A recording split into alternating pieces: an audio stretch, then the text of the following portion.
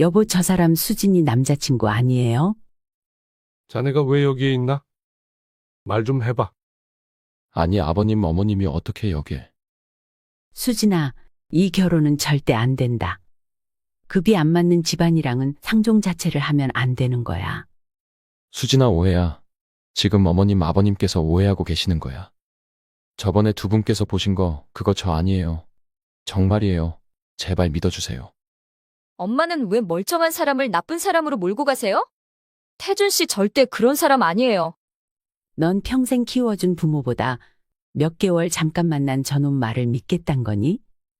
너 속고 있는 거야. 저놈 말 믿으면 안 돼. 저놈 우리 집 돈 보고 접근한 게 분명하다고. 아니야, 수진아. 나 절대 너 돈 때문에 만나는 거 아니야. 너 내 진심 알잖아. 진짜 내 인생 다 바쳐서 사랑한 건 수진이 네가 처음이야. 우리 평생 함께 하기로 했던 맹세 잊지 않았지? 그럼 당연하지. 그걸 내가 어떻게 잊어.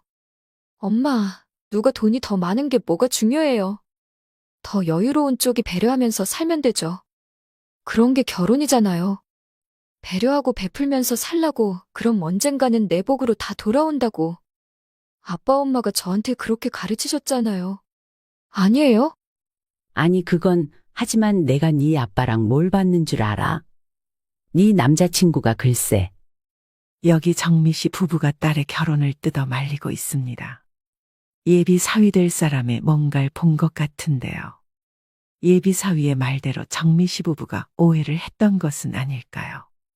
과연 정미 씨 부부는 무엇을 받길래 이렇게나 딸의 결혼을 말리고 있었던 건지. 지금 바로 그 이야기 속으로 들어가 보겠습니다. 앞의 이야기 속에서도 알 수 있듯이 정미 씨 부부는 많은 재산을 가지고 있는 부자입니다. 그렇다고 이름만 들으면 누구나 다 알만한 유명한 기업을 가지고 있는 부자는 아닙니다. 몇 년 전까지만 해도 정미 씨 부부는 평범한 일반 서민층에 속한 사람들이었습니다. 정미 씨 부부는 2008년부터 부직포 만드는 공장을 운영 중이었습니다. 하지만 어느 순간 값싼 중국산에 밀리게 되었고 매출의 상당 부분을 차지했던 수출에서 반토막이 나기 시작했습니다.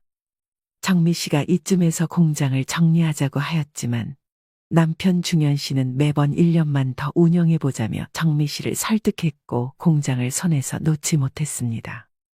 그러다 2019년부터 적자가 나기 시작했고 결국 2020년에 폐업 절차를 밟아야 하는 상황에까지 처하고 말았습니다.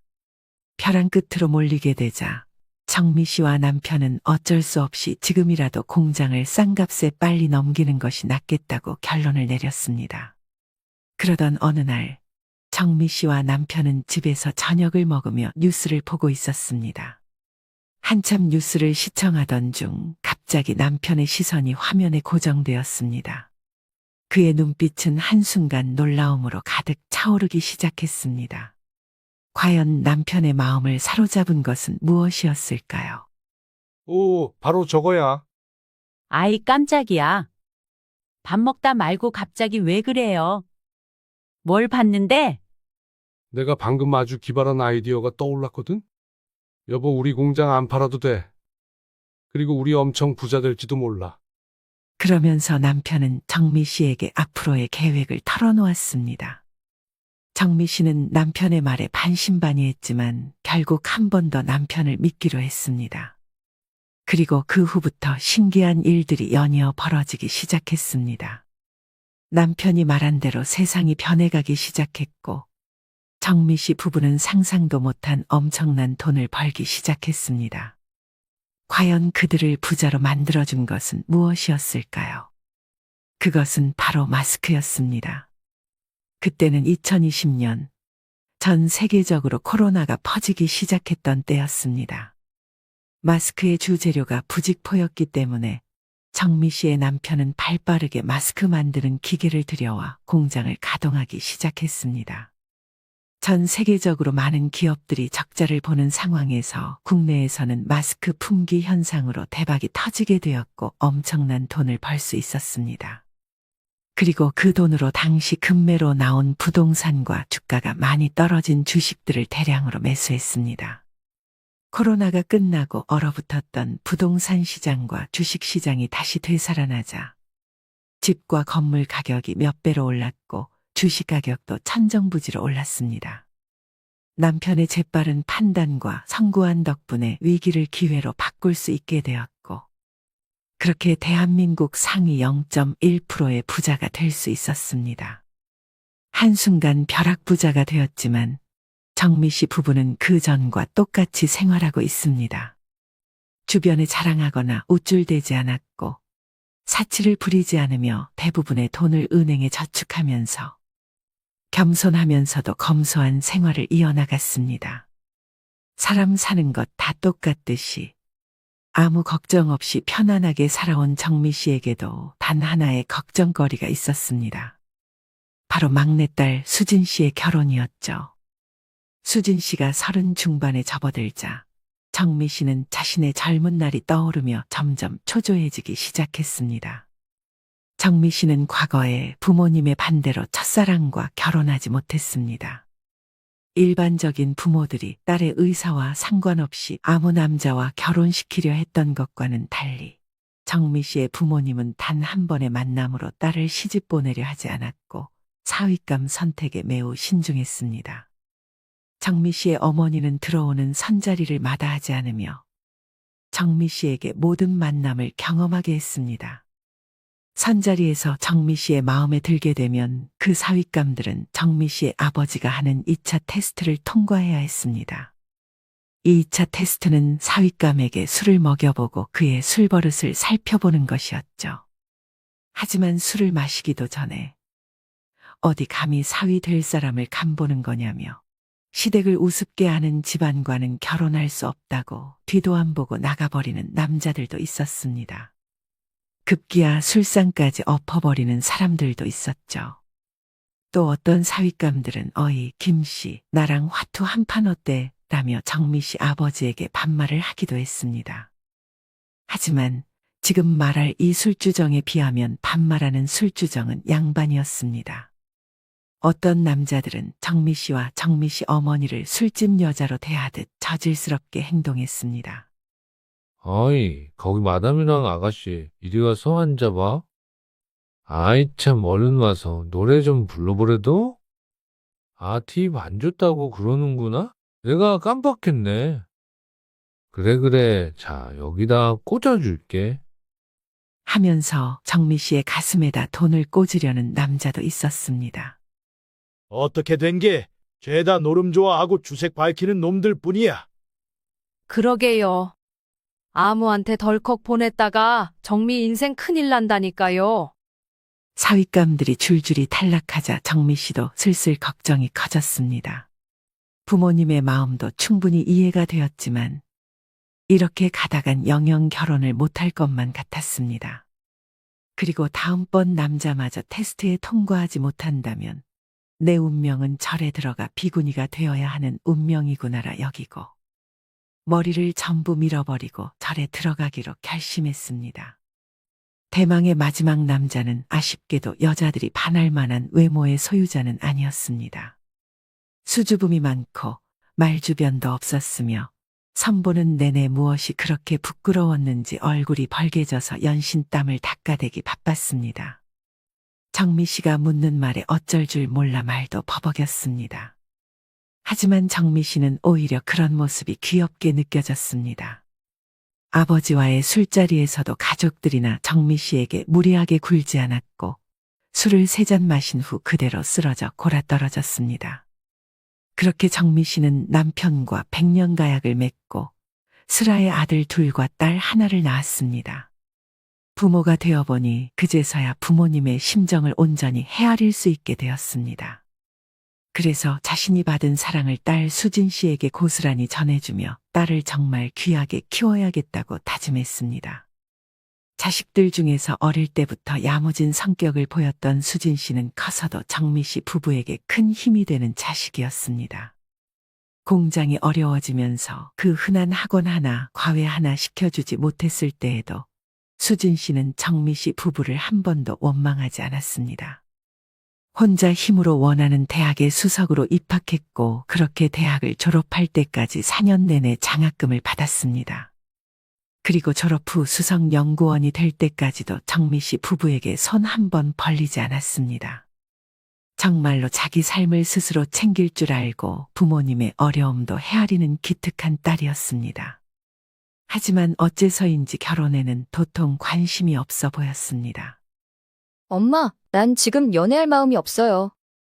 전혀 외롭지도 않고 오히려 혼자라서 더 편해요. 무엇보다 지금은 내 연구에 몰두하고 싶기도 하고요. 연구도 좋지만 너도 좀 있으면 30 후반이야. 너 그러다 순식간에 40 된다. 애한테 왜 악담을 하고 그래? 수진이가 아직 마음이 없다잖아. 때 되면 어련히 알아서 잘하려고.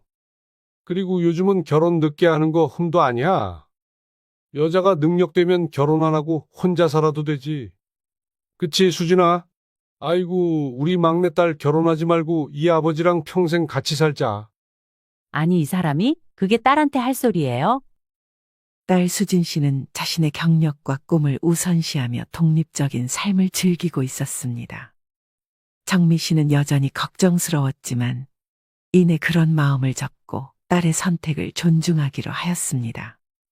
그렇게 정미 씨가 마음을 단념할 즈음 딸 수진 씨가 뜻밖의 이야기를 전했습니다. 엄마, 아빠, 저 만나는 사람 생겼어요. 정말? 같은 연구소 사람이니? 아니요, 그건 아니고 개인 사업하는 사람이에요. 그래? 누가 소개해 준 거야? 자세한 건 남자친구 소개할 때 말씀드릴게요. 그냥 다음에 만나면 편견 없이 봐주세요. 그 말을 듣고 대뜸 편견 없이 봐달라는 게 무슨 뜻인지 궁금해져 걱정이 되었지만 섣불리 추측하고 판단할 수는 없었습니다. 그렇게 일주일 뒤 딸이 남자친구를 데리고 왔습니다. 안녕하십니까, 아버님, 어머님. 저는 수진이랑 교제 중인 박태준입니다. 이렇게 만나 뵙게 되어 정말 영광입니다. 어이구, 씩씩해서 좋네. 반가워요. 그래요, 어서 들어와요. 수진이 너 연구하는 게 더 좋다고 할 땐 언제고? 아, 수진이가 어련히 알아서 잘할 거라 그랬잖아. 수진이 너 아빠랑 평생 살자는 말에 후다닥 남자친구 만들었구나. 아빠도 참 그런 거 아니에요. 아버님, 어머님, 듣던 대로 정말 미남 미녀십니다. 수진이가 이렇게 예쁜 이유가 궁금했는데 두 분 모두 닮아서 예쁜 거였네요. 정미 씨는 씩씩하고 당당하게 인사하는 예비 사위를 보면서 참 남자답고 듬직한 청년이라고 생각했습니다. 딸이 연구실에만 틀어박혀 있어서 남자에게는 전혀 관심이 없을 줄 알았는데 조용한 딸이 어떻게 이렇게 외향적인 청년을 만나게 되었는지 궁금해졌습니다. 우리 수진이랑은 처음에 어디서 만나게 된 거예요? 아, 처음에 제가 일하는 곳에서 만났습니다. 저기 실례가 안 된다면 무슨 일 하는지 물어봐도 될까요? 네, 그럼요. 당연하죠, 어머님. 저는 휴대폰 대리점 5개 운영하고 있습니다. 수진이가 매장 안으로 들어오는데 후광이 비치면서 도저히 눈을 못 뜨겠더라고요. 그때 제가 한눈에 반해버렸죠. 아, 그럼 누구 딸인데 안 반하고 배겨? 아, 그랬구나. 젊은 나이에 대리점을 5개나 운영하고 정말 대단하네요. 그동안 정말 고생 많았겠어요. 맞습니다, 어머님. 제가 처음 대리점을 차렸을 때는 정말 힘들었죠. 매장에 손님이 오지 않아서 하루에 10시간씩 밖으로 영업을 다녔어요. 한 달에 100명 이상 가입시켜서 본사에서 표창장도 받아봤고, 솔직히 전국에서 저만큼 열심히 하고 잘하는 사람은 없을 거예요. 그래서 아무리 사람들이 저더러 폰팔이라고 무시해도 전 신경 안 씁니다. 만약에 다시 옛날로 돌아갈 수 있는 기회가 생긴다 해도 전 또 똑같이 이 일을 선택할 거예요. 그만큼 제가 자부심을 가지고 하는 일이니까요. 그리고 제가 매장을 5개까지 늘릴 수 있었던 데에는 직원들의 덕이 가장 큽니다. 제가 인복이 좋아서 그런지 좋은 직원들을 많이 만났고 그 덕분에 지금까지 문제없이 운영하고 있습니다. 자수성가한 사람이라면 누구나 자신의 성공 스토리를 자랑하고 싶어 하기 마련입니다. 하지만 대부분 사람들은 자신이 성공할 수 있었던 이유를 자신의 잘난 능력 덕분이라고 생각하고 아랫사람의 공은 모르쇠하거나 무시해버립니다. 예비 사위도 살짝 허세를 부리며 자랑스럽게 이야기를 했지만 자신의 성공을 직원들의 공으로 돌리는 모습에서 아랫사람을 위하는 겸손함과 미덕을 느낄 수 있었습니다. 또 직업에 귀천을 두지 않는 태도와 자기 일에 대한 자부심도 마음에 들었고 남의 자식이지만 정말 기특하다는 생각이 들었습니다. 우리 수진이가 연애를 많이 안 해봐서 그동안 서툰 부분이 좀 많았을 것 같네요. 아닙니다. 전 오히려 그런 수진이의 맑고 순수한 모습에 반했는걸요? 그러니까 아버님, 어머님, 수진이를 제게 주십시오. 수진이 손에 물 한 방울 안 묻히게 하고 지금 하는 일도 계속할 수 있게 해줄 겁니다. 남편 중현 씨는 예비 사위가 외모도 성격도 전부 흠잡을 데 없이 완벽하다며 마음에 들어 했습니다. 하지만 정미 씨는 그런 흠잡을 데 없는 완벽한 모습 속에 예비 사위가 뭔가를 감추고 있는 듯한 느낌을 받았습니다. 사실 딸 수진 씨가 모든 사람을 편견 없이 악의 없이 바라보는 성격이었기 때문에 섣불리 저희에게 소개해 준 것은 아닌가 걱정도 되었습니다. 젊은 시절 남편은 예비 장인장모 앞에서 말도 제대로 못하고 어디 하나 고장난 로봇처럼 굴었었는데 딸의 남자친구는 빈장한 모습이 전혀 보이지 않았고 말도 청산유수였습니다. 그 모습이 능글맞아 보여 거부감이 들면서도 한편으로는 살갑게 다가오는 모습이 소극적으로 쭈뼛거리는 것보다는 낫겠다는 생각도 들었습니다. 수진이 남자친구 어땠어요? 말도 잘하고 어른한테 싹싹하고 무엇보다 남자다워서 좋던데. 근데 또 이렇게 겉만 보고 사람을 알 수가 없잖아요. 요즘 뉴스만 봐도 제정신 아닌 놈들이 한둘이에요. 그것도 그래. 아휴, 아들놈들이 결혼할 땐 이런 걱정이 없었는데. 딸 결혼할 때가 되니까 그 옛날 장인어른의 의중을 이제야 알겠어. 정미 씨는 가슴 한구석에 이 찜찜함을 지울 수가 없어서 남편에게 과거 아버지가 했던 테스트를 딸의 남자친구에게 해보자고 말했습니다. 아이고, 아버님, 어머님, 제가 그렇게 보고 싶으셨어요? 일주일 만에 이렇게 또 불러주시고. 내가 자네하고 술 한잔 하고 싶어서 말이지. 성격이 호탕해서 술도 잘 마실 것 같은데. 주량이 어떻게 되나? 제가 겉보기에는 완전 술고래처럼 생겼어도 술을 입에도 못 댑니다. 술자리도 정말 싫어하고요. 하지만 오늘 아버님이 주시는 술은 제가 열심히 마셔보겠습니다. 그렇게 테스트가 순조롭게 시작되는 듯 했지만 어찌된 일인지 예비 사위는 정말로 술을 잘 마시지 못했습니다. 예비 사위는 소주 3잔도 채 마시지 못하고 그대로 쓰러져 잠이 들어버렸습니다. 그 이후로도 그 어떤 술주정도 하지 않고 다음 날까지 일어나지 않았습니다. 당신 이제 좀 마음이 놓여? 술도 못 마시고 술주정도 없어서 다행이긴 한데 그래도 계속 가슴 한켠이 찜찜해요. 왜 그럴까요? 당신은 너무 걱정이 많아. 딸이 결혼한다고 하니까 더 그럴 수도 있고. 이제 다 해결됐으니 이제 마음 놓자고. 하지만 정미 씨는 여전히 걱정을 지울 수가 없었고 예비 사위가 다녀간 이후로 마음이 더 싱숭생숭해졌습니다. 처음엔 딸의 결혼이 늦어질까 걱정했는데 막상 딸이 남자친구를 데려오자 또 다른 걱정을 하는 자신이 바보 같았습니다. 그렇게 며칠을 걱정하다가 얼마 전에 딸을 결혼시킨 친구 영숙 씨에게 전화를 걸었습니다. 영수가 요즘 어떻게 지내? 잘 지내고 있지? 그럼 너도 잘 지내지? 나는 요즘 식당에 배달 주문이 많아서 바쁘네. 그런데 웬일로 전화를 한 거야? 그냥 연락 안 한 지도 한참 됐고 너희 딸은 결혼하고 잘 사는지도 궁금하고. 우리 딸 잘 살고 있지? 아니 근데 너 왜 그렇게 한숨을 푹푹 쉬어? 무슨 일 있어? 딸이 결혼한다고 남자친구를 소개시켜줬는데 갑자기 결혼한다 하니 마음이 싱숭생숭하네. 어머 수진이 결혼하니? 그래 맞아. 나도 우리 딸 결혼할 때 마음이 그랬어. 사실 친구 영숙 씨는 예비 사위가 운영하는 휴대폰 대리점 근처에서 백반집을 하고 있었습니다. 처음 예비 사위에게 대리점 위치를 들었을 때 이런 우연이 있나 하고 친구의 가게를 알려줄까도 싶었지만 혹시 몰라 말을 하지 않았었습니다. 정미 씨는 친구에게도 이 사실을 숨긴 채 이것저것 물어보았습니다. 그런데 배달 때문에 바빠서 어떡하니? 너희 가게 근처에 있는 휴대폰 대리점에서도 배달 많이 시켜? 응, 거기서도 자주 시키지? 그럼 거기 매장 사장도 잘 알아? 저번에 나 핸드폰 바꿀 때 한 번 봤는데, 처음 보는데도 나한테 엄마 하면서 어찌나 능글맞게 구는지 사람 구슬리는 말재간이 보통이 아니더라니까. 그런데 그 사장은 왜? 너 아는 사람이야? 정미 씨가 이것저것 캐묻는 게 이상했는지 도대체 무슨 일이냐며 친구가 물었습니다. 정미 씨는 그제서야 감추고 있던 이야기를 꺼냈습니다. 아휴, 얘는 진작에 말을 하지. 뭔가 정확히 말로 표현은 못하겠는데, 네 촉이 그렇다는 거지? 응, 맞아. 그냥 있는 그대로 믿어주자 생각하면서도 속에 무슨 꿍꿍이가 있는 게 아닌가 자꾸 의심하게 돼.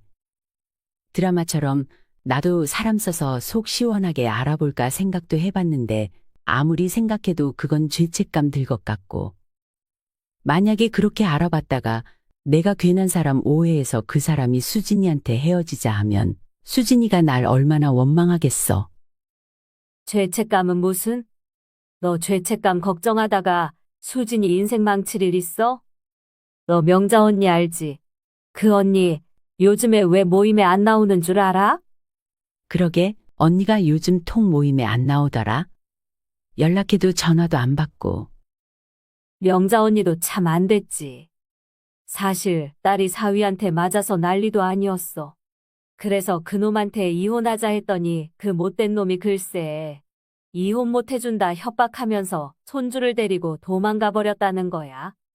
그것 때문에 몇 달 동안 소송한다고 언니가 맘고생이 이만저만이 아니었어. 근데 모임은 왜 안 나와? 언니가 잘못한 것도 아니고 그놈이 잘못했는데. 그 언니가 모임에 나올 때마다 얼마나 사위 자랑을 해댔니? 그동안 자랑한 게 부끄러워서 모임에 못 나오는 거지 뭐. 암튼 그러니까 너도 잘 알아봐야 해. 그 놈도 처음엔 멀쩡해 보였다 했으니까. 친구의 말에 정미 씨의 머릿속은 더 복잡해졌습니다. 아, 그럼 되겠네. 혹시 너희 남편 오토바이 탈 줄 알아?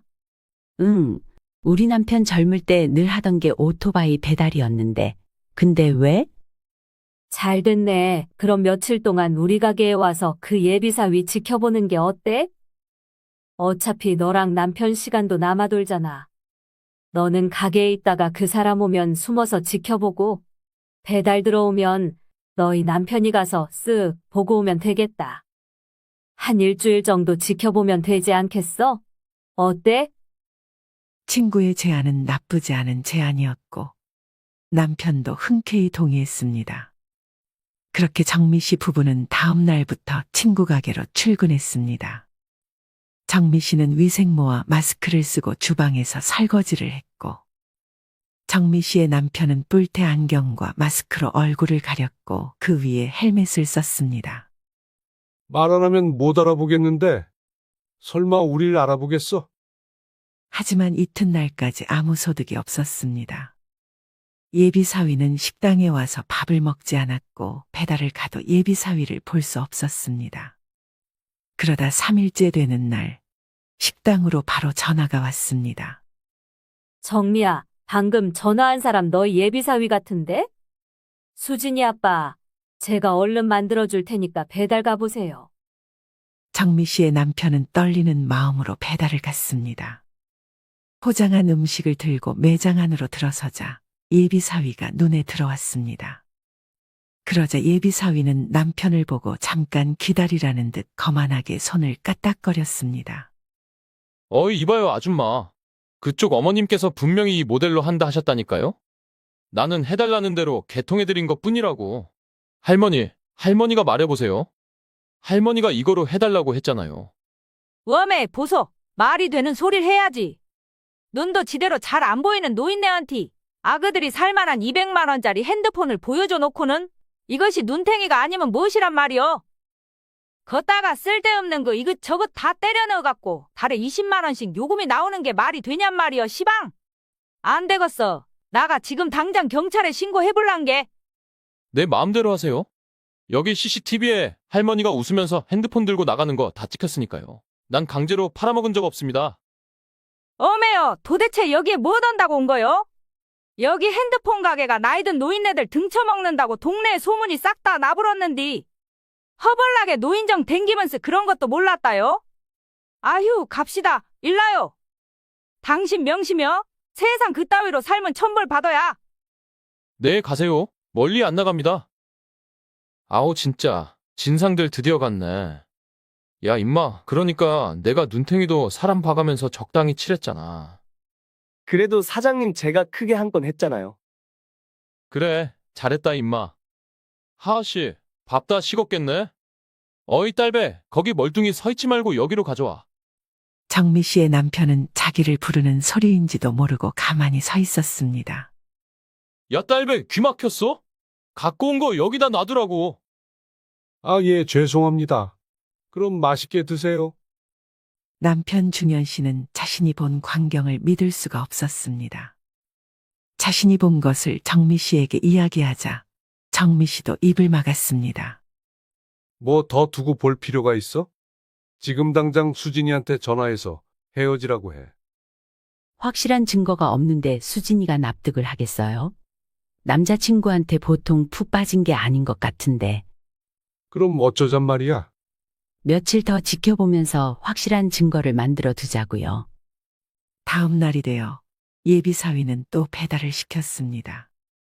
남편은 예비사위가 자극하는 일이 있더라도 침착하게 대응하기로 마음먹었습니다. 배달 왔습니다. 맛있게 드세요. 딸배, 잠깐 이리 와봐. 야이씨, 음식 양이 왜 이렇게 적어? 오다가 몰래 빼먹은 거 아니야? 그러면서 바로 중현 씨의 멱살을 잡아다 끌었습니다. 아유, 그럴 리가요. 손님 음식에는 절대 손 안 댑니다. 그럼 다른 음식에는 손댄다는 거야? 아, 저 그게 아니고. 에이, 사장님, 배달기사 놀래게 왜 또 장난을 치시고 그러세요? 너도 재밌었잖아, 임마.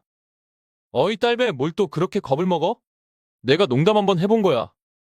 예비사위는 재밌다는 듯이 중현 씨의 헬멧을 손으로 툭툭 치며 농담이라고 했습니다. 중현 씨는 땀을 비오듯 흘렸고 떨리는 가슴을 간신히 쓸어내리며 식당으로 돌아왔습니다. 녹음 잘했어요? 이리 줘봐요. 분명히 누르고 들어갔는데 이게 왜 꺼져 있지? 아이 참, 제대로 확인하고 들어갔어야죠. 내일은 제대로 해볼게. 하지만 그 후로 일주일이 넘도록 예비사위는 배달을 시키지 않았고 정미 씨와 중현 씨도 점점 지쳐가고 있었습니다. 하루 이틀도 아니고 이제 도저히 힘들어서 못 기다리겠어요. 그래, 수진이한테는 다른 핑계 대면서 잘 타일러 보자고. 그동안 고생 많았어요. 일한 거는 내가 두둑히 챙겨줄게요. 아닙니다. 괜찮습니다. 오히려 저희 때문에 장사 방해된 건 아닌지 모르겠네요. 그런데 그때 식당 문을 열고 예비사위가 들어왔습니다. 여기가 김치찌개가 기가 막히거든? 여기서 간단히 먹고 강남으로 넘어가자. 아줌마, 여기 김치찌개랑 소주 2병. 정미 씨 부부와 친구는 순간 놀래서 우왕좌왕했지만 이내 자리를 잡고 예비사위 무리를 지켜봤습니다. 중현 씨는 뒤돌아 앉아서 전단지를 정리하는 척했고 정미 씨는 마스크를 올려 쓰고 테이블을 닦았습니다. 야, 근데 너 진짜 결혼할 거야? 지금 결혼하면 안 아쉽겠어? 뭔 걱정이냐. 결혼하고 나면 더 편하게 놀 수 있는데. 그래, 여자친구가 연구원이랬지? 하루 종일 연구실에 틀어박혀 있다며? 그래. 아무 터치도 안 하고 잔소리도 안 하고 내가 하는 말이면 무조건 다 믿고 어제도 일찍 잔다고 거짓말하고 바로 강남으로 갔잖냐. 와, 이 새끼 진짜 몹쓸놈이네. 야, 그 이야기 얘한테 다시 해줘봐. 여자친구 집에서 그 집 부모랑 술 마셨던 거. 너 여자친구 부모랑 술도 마셨어? 야, 말도 마라. 어디서 그런 뻔히 보이는 술을 쓰는지. 다 내 발 아래에 있는 줄도 모르고 말이야. 왜? 주량으로 예비장인어른 발라버리기라도 했냐? 내가 미쳤냐? 아유, 새끼야. 네가 이러니까 아직도 하수인 거야. 야, 결혼 전에 나한테 술을 왜 먹여보겠냐? 나 술 좋아하는지, 술버릇은 어떤지, 그런 거 보려고 술 먹이는 거잖아. 와, 그거 너무 조선시대 수법인데? 그래서 소주 2잔 마시고 꽐라된 척하면서 그 자리에 누워서 자는 척 해줬지. 그 사람들 내가 술도 안 좋아하고 술버릇 없어서 다행이야 하면서 자기들끼리 이야기하는데 얼마나 웃기던지 눈 감고 웃음 참는다고 죽는 줄 알았다니까? 어떻게 그걸 쏘가 넘어가냐? 그 집 딸내미도 부모도 참 순진해? 근데 그 집은 원래 부자였어? 아니, 원래 부자는 아니고 코로나 때 마스크로 떼돈 벌었다던데? 와씨, 머리가 대박 좋은 분들이시잖아? 임마, 이제라도 여자친구랑 그 집 부모한테 잘해. 야이씨, 잘하긴 뭘 잘해. 암튼 결혼하면 반포에 아파트 하나랑 외제차 하나 사달라 할 거다. 그럼 너 휴대폰 대리점은 계속 할 거야? 이 동네 소문짝 났다며. 너 틀딱들한테 눈탱이 치는 사기꾼 놈이라고. 눈탱이는 무슨, 엄연히 내 비즈니스 비법이고 영업 전략인데. 그게 바로 내가 매장 5개까지 차릴 수 있었던 비법이라 이 말이야. 아이씨, 근데 이제 이 집도 못 해먹겠어. 얼마 전에 일하는 놈 하나가 90 먹은 노인한테 눈탱이를 엄청나게 쳤는데 그 할매 딸이 알아채서 본사에다 컴플레인 거는 바람에 우리 대리점 지금 벌금 물고. 암튼 그래서 이참에 가게 싹 접고 결혼하기 전까지 사업 구상 중이라 하면서 좀 놀까 싶기도 하고. 아우, 오늘따라 맛드럽게 없네. 야, 일어나자. 다 드셨어요. 35,000원입니다. 지금 나한테 돈 받으려고? 저번에 저 딸배가 내 음식 몰래 빼먹은 거 알지? 하여튼 없는 것들은 그지근성이 티가 난다니까. 그거 내가 조용히 넘어가 줄 테니까 오늘 먹은 거랑 퉁칩시다. 그렇게 예비 사위와 친구들이 사라지자 식당 안은 한바탕 폭풍이 쓸고 간 듯 조용했습니다. 아휴, 저 못된 놈. 아, 근데 저놈들 좀 전에 아가씨 만나러 간다고 안 했어? 얼른 쫓아가봐.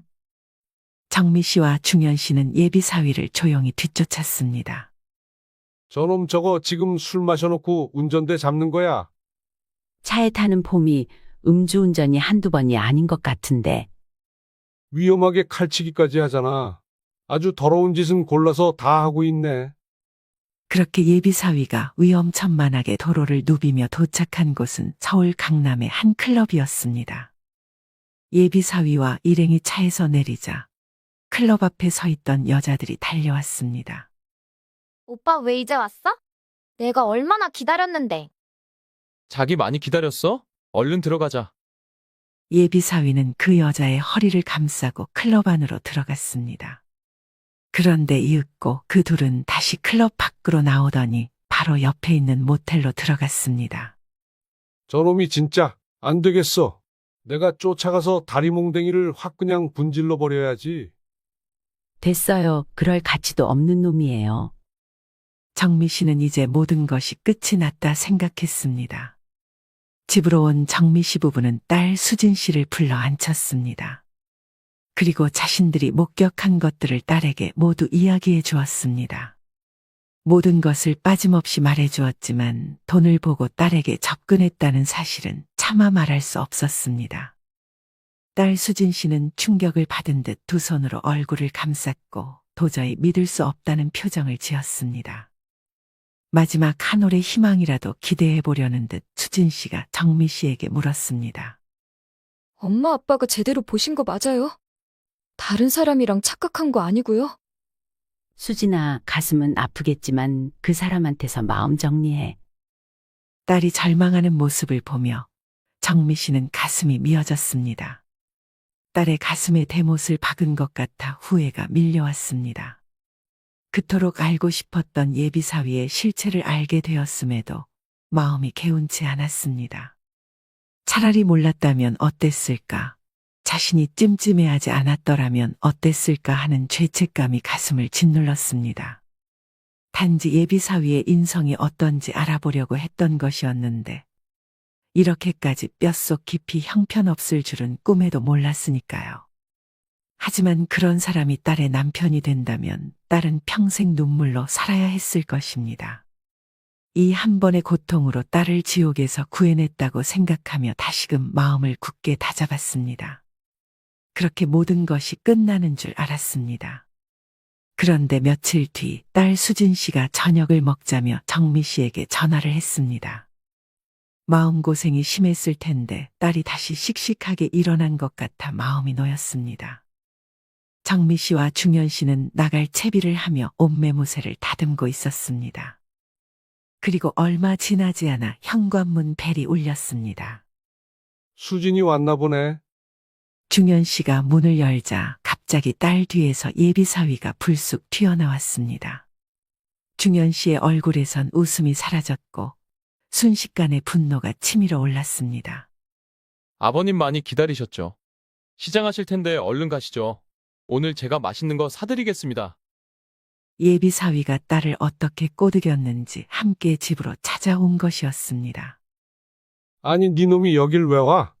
수진아, 저놈 왜 데리고 왔어? 어머님, 아버님, 일단 진정 좀 하시고요. 천천히 식사하시면서 제가 다 말씀드릴 테니까 어머님도 얼른 나오세요. 누가 당신 어머님이에요? 엄마, 아빠, 태준 씨가 두 분한테 용서 빌고 싶대요. 예비사위는 딸의 말이 끝나기가 무섭게 남편의 바짓가랑이를 붙잡고 늘어졌습니다. 맞습니다, 아버님. 음주운전은 제가 그날 정말 딱 한 번 실수한 거고, 클럽도 친구들 때문에 어쩔 수 없이, 진짜 어쩔 수 없이 간 겁니다. 제가 어르신들한테 사기친다는 것도 다 경쟁 매장에서 악의적인 소문 흘린 거고, 저는 직업에 귀천이 없다고 생각하는 사람이기 때문에 배달원들한테 절대 함부로 대하지도 않습니다. 수진이 너 엄마 아빠 말을 귓등으로도 안 들은 거야? 그때 분명히 그만 만나라고 했잖아. 네가 저 사람의 본 모습을 직접 못 봐서 그래. 엄마, 사람은 누구나 한 번쯤은 실수할 수 있잖아요. 그러니까 엄마 아빠가 너그럽게 용서해 주시면 안 될까요? 너한테 이것만은 보여주지 않으려고 했는데 네가 이걸 보고 우리를 원망하더라도 너한테 저놈의 실체를 꼭 알려줘야겠어. 엄마 아빠는 더 이상 네가 망가지는 거 볼 수 없다. 그리고는 휴대폰을 꺼내 식당에서부터 찍은 영상을 보여주었습니다. 딸 수진 씨는 믿을 수 없다는 듯 예비사위를 쳐다봤고 예비사위는 자리에서 일어나더니 몸을 부들부들 거리기 시작했습니다. 더 이상 자신이 유리한 쪽으로 상황을 되돌릴 수 없을 것 같자 예비사위는 되려 적반하장으로 말했습니다. 와, 진짜 소름이네. 아니, 지금 나 따라다니면서 몰래 촬영한 거야? 당신들 미쳤어? 드디어 본성 드러나는구만. 고작 핸드폰 매장 5개 가지고 있으면서 남들보다 돈 조금 더 벌고 있다고 자네가 대단하다고 생각해. 노인들 상대로 사기치고 자기보다 못한 것 같으면 전부 아래로 깔보는 모습이 참 가짠더구만. 자네, 내가 배달 갔을 때 나를 딸배라고 부르며 음식 빼먹었다고 모함하고 심지어 내 멱살까지 잡지 않았나? 입이 있으면 한마디 해보게. 그래서 지금 뭐 사과 바라는 거예요? 예, 뭐 죄송합니다. 참 죄송하네요. 지금 그게 사과하는 태도인가? 더 긴 말 할 필요 없고 이제 진짜로 더 이상 우리 수진이랑 만나지도 말고 깨끗하게 끝내게. 충격으로 아무 말도 않고 있던 수진 씨가 예비사위에게 다가갔습니다. 정미 씨는 또다시 딸이 예비사위 편을 들까봐 겁이 났습니다. 하지만 딸 수진 씨는 예비사위 팔을 치며 울면서 화를 냈습니다. 오빠 진짜 이런 사람이었어? 아이씨, 짜증나게 다 봐놓고 왜 물어? 결혼도 못할 것 같은 거 내가 데려가 구제해 주려고 했더니 순진한 줄 알았는데 너희 부모 참 영악하다? 아니, 근데 한번 물어나 봅시다. 당신네들이 이렇게 까발리지만 않았더라도 당신 딸 행복하게 살았을 거예요. 그리고 대한민국에 사기 안 치고 돈 버는 놈들이 몇이나 있다고 그렇게 고결한 척 하세요? 저는 인성이고 나발이고 돈이 제일 중요합니다. 됐고, 나 당신 딸 아니어도 결혼할 여자 세고 셌으니까 앞으로 마주치는 일 없도록 하자고. 예비사위의 파렴치한 태도에 딸 수진 씨가 분노한 목소리로 예비사위를 불러 세웠습니다. 야, 너 거기 안 서? 끝까지 반성할 생각이 없구나? 이 짐승보다 못한, 아니 이 핵폐기물보다 못한 새끼야. 네가 나를 농락한 건 참아도 우리 엄마 아빠 가슴에 피눈물 나게 하는 건 못 참아. 당장 사과해. 이제 와서 뭔 사과? 야, 구질구질하게 들러붙지 말고 이거 놔. 그러자 수진 씨는 냉장고를 열어서 뭔가를 찾더니 멸치 액젓을 꺼내와 그대로 예비 사위의 얼굴에 부어버렸습니다. 아, 이거 뭐야? 무슨 냄새야? 야, 너 진짜 미쳤어. 이거도 엄연히 폭행이라고 알아? 그래서 뭐 신고라도 하게? 그래, 너 꼭 신고해라. 그깟 깸값 너 같은 새끼 떨궈낸 값이라 생각하고 물어주면 그만이야. 갱값 좋아하시네. 내가 합의해줄 것 같아? 절대 안 해줘. 내가 너 꼭 콩밥 먹일 거야. 그렇게 예비 사위는 아파트가 떠나가라 소리를 지르며 사라졌습니다. 엄마, 아빠, 저 때문에 그런 치욕을 당하게 해드려서 죄송해요. 아니야, 수진아. 우리 딸 정말 멋있었어. 아빠가 얼마나 통쾌했는지 몰라. 그래, 수진아, 엄마도 정말 속이 시원했어. 근데 저놈이 정말 신고하면 어쩌죠? 절대 그럴 일은 없을 거야. 지가 그동안 한 짓이 있는데 절대 신고 못하지. 남편 중현 씨의 예상대로 예비 사위는 딸 수진 씨를 고소하지 않았습니다. 자기도 그간 저지른 일들이 있었기에 조용히 넘어간 것 같았습니다. 뜻밖에도 예비 사위는 그 후 TV에서 모습을 드러냈습니다. 모자이크 처리된 얼굴과 음성 변조된 목소리였지만 말투나 행동 거지가 확실히 예비 사위였습니다. 결국 고령의 노인들에게 휴대폰 약정과 요금으로 사기를 친 사실이 방송국에 알려지게 되었고 예비 사위의 사기 행태가 TV를 통해 전국적으로 까발려지게 되었습니다. 정미 씨와 가족은 한 차례 큰 파도를 만났지만 힘을 합해 그 고난을 이겨냈습니다. 마냥 여릴 줄만 알았던 딸은 아주 단단하고 강한 딸이었습니다. 정미 씨와 중현 씨는 딸의 성장에 깊은 감동을 받았습니다. 그리고 어려운 상황 속에서도 서로를 지지하며 가족의 소중함을 다시 한번 깨달았습니다. 딸 수진 씨는 이 경험을 통해 더욱 성숙해졌고 자신의 꿈을 향해 나아갈 결심을 다졌습니다. 그리고 앞으로는 사람을 사귈 때에 좀 더 신중하고 이성적인 태도를 가져야겠다 다짐했습니다. 여러분, 오늘 이야기 어떻게 들으셨나요? 열길 물속은 알아도 한길 사람 속은 모른다는 속담과 딱 맞는 이야기였던 것 같습니다. 오늘 이야기와 비슷한 경험을 하셨거나 공감하시는 분들이 계시다면 댓글로 의견을 남겨주시고 다른 분들께도 공유해 주셔서 함께 이야기 나누어 보셨으면 좋겠습니다. 이상으로 오늘의 영상 마치겠습니다. 모든 구독자 여러분 그리고 시청자 여러분의 행복한 앞날을 기원하겠습니다. 그럼 다음에 더 좋은 영상으로 찾아뵙겠습니다. 감사합니다.